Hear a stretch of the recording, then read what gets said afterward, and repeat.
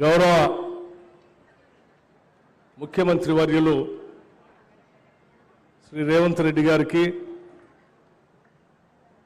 అలాగే జిల్లా ఇన్ఛార్జ్ మంత్రివర్యులు శ్రీ కోమటిరెడ్డి వెంకటరెడ్డి గారికి,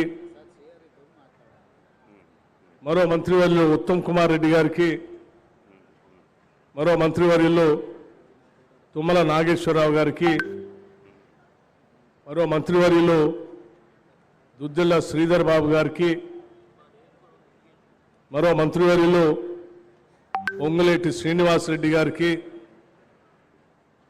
మరో మంత్రివర్యులు కొండా సురేఖ గారికి, మరో మంత్రివర్యులు సీతక్క గారికి, నాతోటి మరో మంత్రివర్యులు పొన్నం ప్రభాకర్ గారికి, నాతోటి శాసనసభ్యులు భద్రాచలం శాసనసభ్యులు తెల్ల వెంకట్రావు గారికి, పాయం వెంకటేశ్వర్ల గారికి, నాగరాజు గారికి, కోరం కనకయ్య గారికి, రాగమయ్య గారికి, ఆదినారాయణ గారికి, పొడెం వీరయ్య గారికి, మరో శాసనసభ్యులు మిత్రులు కోనంనేని సాంబశివరావు గారికి, బలరాం నాయక్ గారికి, అట్లాగే వేం నరేందర్ రెడ్డి గారికి, వేదిక మీద ఉన్నటువంటి ఇతర మిత్రులకి, పెద్దలకి, ముఖ్యంగా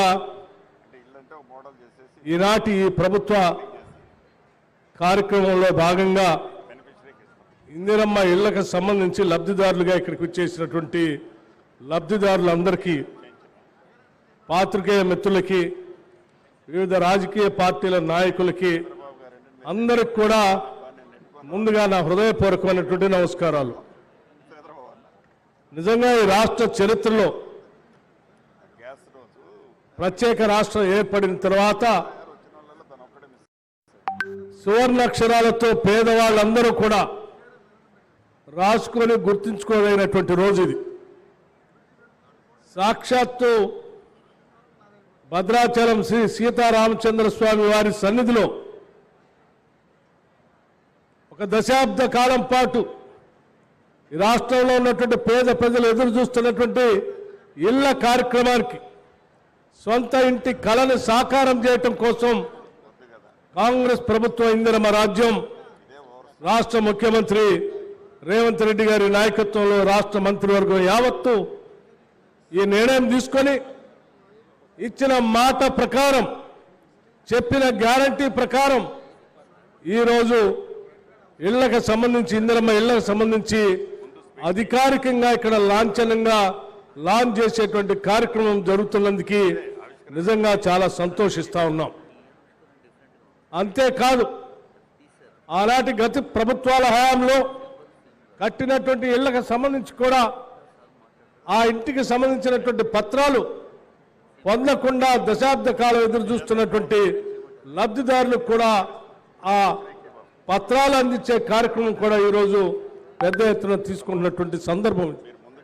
అందుకే మిత్రులారా, రాష్ట్ర వ్యాప్తంగా ఉన్నటువంటి ఇందిరమ్మ ఇళ్ల కోసం ఎదురు చూస్తున్నటువంటి పేద బలహీన వర్గాలందరికీ కూడా ఈరోజు భద్రాచల రామచంద్ర స్వామి సన్నిధి నుంచి ఒక మంచి శుభ కార్యక్రమం జరుగుతూ ఉంది.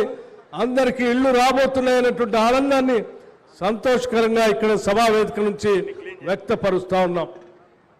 మనందరికీ తెలిసిందే, గత 10 సంవత్సరాలు పరిపాలన చేసినటువంటి టీఆర్ఎస్ ప్రభుత్వం గతంలో ఉన్నటువంటి ఇందిరమ్మ ఇల్లుకు సంబంధించి ఒక గది ఎక్కడ పనికొస్తుంది, 2 గదులు కావాలి, అల్లుడు వస్తే ఆడబడుకుంటాడో, బిడ్డ వస్తే ఆడబడుకుంటుందో, గోరెనాడ కట్టేయాలా, బరెనాడ కట్టేయాలని అపహాస్యం చేసి అందరికీ మాటిచ్చి అధికారంలోకి వచ్చి 10 సంవత్సరాలు కూడా ఏ ఒక్క పేదవాడికి ఇల్లు ఇచ్చిన పాపాన పోయినటువంటి ఆ ప్రభుత్వం ఈరోజు మళ్ళీ మాట్లాడటం కోసం ప్రయత్నం చేస్తాం.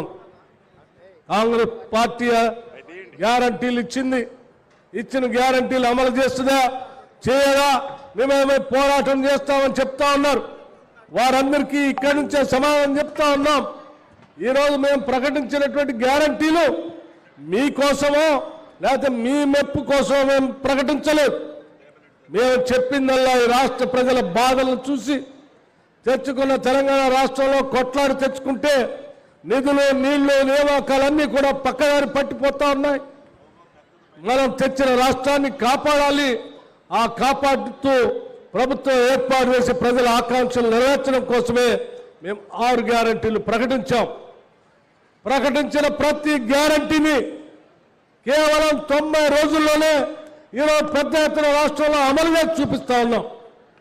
మీ అందరికీ తెలిసిందే, మహిళలందరికీ కూడా ఉచితంగా ఆర్టీసీ బస్సులో ప్రయాణం చేసేటువంటి కార్యక్రమాన్ని మీరంతా ప్రయాణం చేస్తూ చూస్తూ ఉన్నారు. అట్లాగే 10 లక్షల రూపాయల వరకు ఆరోగ్యశ్రీ కింద ప్రతి పేద కుటుంబం, అర్హత కలిగిన కుటుంబం వైద్యం చేయించుకోవడానికి ఇప్పటికే ఆ కార్యక్రమాన్ని మొదలుపెట్టాం. అట్లాగే మీ అందరికీ తెలిసిందే, గృహజ్యోతి కార్యక్రమం కింద 200 యూనిట్ల వరకు కరెంటును వాడుకునేటువంటి ప్రతి అర్హత కలిగిన కుటుంబానికి బిల్లు లేకుండా 0 బిల్లు ఇస్తామని చెప్పాం. మేము స్పష్టంగా మార్చి 1వ తారీఖు నుంచి దీన్ని అమలు చేస్తూ ఉన్నాం. అట్లాగే 500 రూపాయలకే, కేవలం 500 రూపాయలకే గ్యాస్ సిలిండర్ ఇస్తామని చెప్పాం. మేము స్పష్టంగా దాన్ని అమలు చేస్తూ ఉన్నాం. అదే స్థాయిలో ఈరోజు ఇక్కడి నుంచి ప్రతి శాసనసభ నియోజకవర్గానికి కనీసం 3,500 ఇళ్లకు తగ్గకుండా ఇందిరమ్మ ఇళ్లకి ప్రతి ఇంటికి 5 లక్షల రూపాయలు శాంక్షన్ చేస్తున్నటువంటి కార్యక్రమాన్ని ఇక్కడ నుంచి ప్రారంభిస్తా ఉన్నాం. ఈ రాష్ట్రంలో ఉన్నటువంటి లబ్ధిదారులందరూ కూడా దీన్ని పొందవచ్చని కూడా చెప్తా ఉన్నాం. అదే రకంగా ఈ ఇళ్ల లబ్ధిదారుల కార్యక్రమంలో భాగంగా ఎవరైనా గిరిజనులున్నా, దళితులున్నా ఇంకొక 1 లక్ష రూపాయలు యాడ్ చేసి 6 లక్షల రూపాయలు ఇవ్వబోతా ఉన్నామని కూడా ఈ సందర్భంగా మనం చేస్తా ఉన్నాం. మిత్రులారా, ఒక్కసారి ఆలోచన చేయండి. మనం పెట్టుకున్నటువంటి బడ్జెట్లో అది కూడా ఓట్ ఆన్ అకౌంట్ బడ్జెట్ పెట్టుకున్నాం. ఇంకా పూర్తి స్థాయి బడ్జెట్ పెట్టుకోలేదు. చెప్పిన మాటల ప్రకారం నిలబెట్టాలనే ఆలోచనతో మనం ప్రవేశపెట్టినటువంటి ఓట్ ఆన్ అకౌంట్ బడ్జెట్లోనే 7,740 కోట్ల రూపాయలు ఇళ్లు కట్టడానికి బడ్జెట్లో నిధులు కేటాయించి అధికారికంగా ఈరోజు లాంఛనం చేస్తున్నాం. ఇదేదో తూతూ మంత్రంగా ఆషామాషిగా చేస్తున్న కార్యక్రమం కానే కాదు.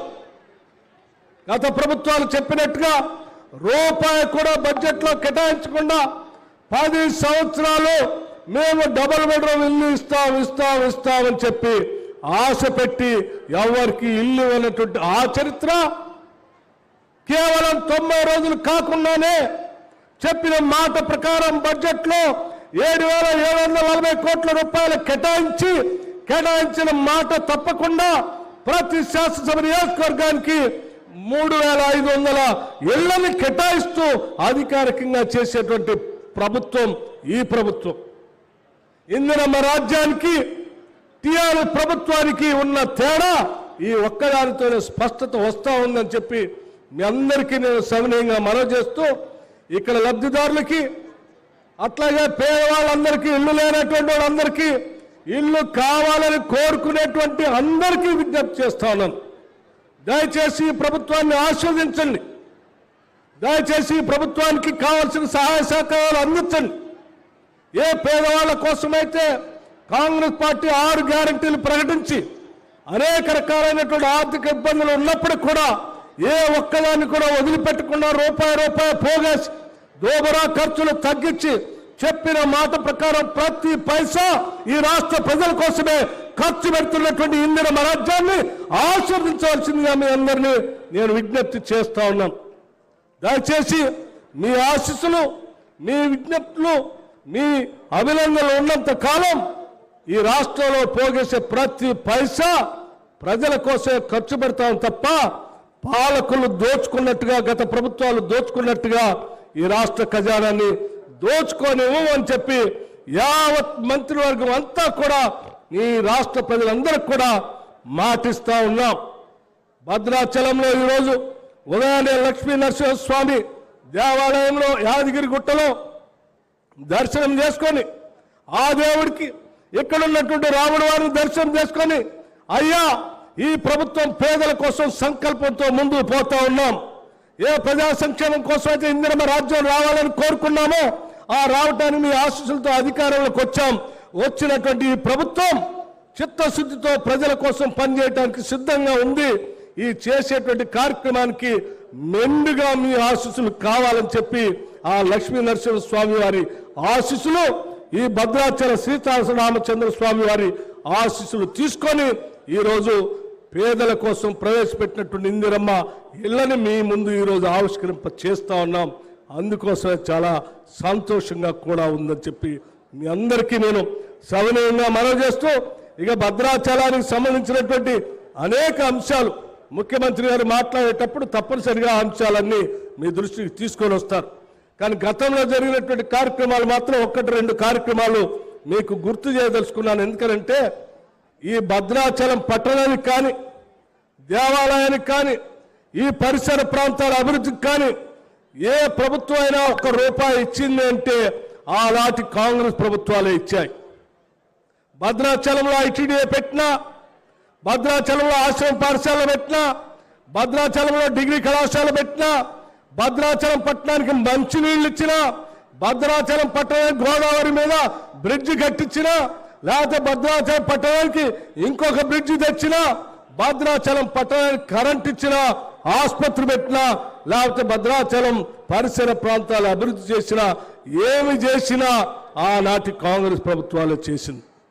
ఆ తర్వాత 10 సంవత్సరాల కాలంలో ఇక్కడికి వచ్చి అనేక మాటలు చెప్పి ఒకసారి 500 కోట్లు ఇస్తా అన్నాడు, ఇంకోసారి 100 కోట్లు ఇస్తా అన్నాడు, ఇంకోసారి వచ్చి కరకట్ట కట్టిస్తా అన్నాడు, ఇంకోసారి వచ్చి కుర్చీ వేసుకొని నేను పని చేస్తా అన్నాడు.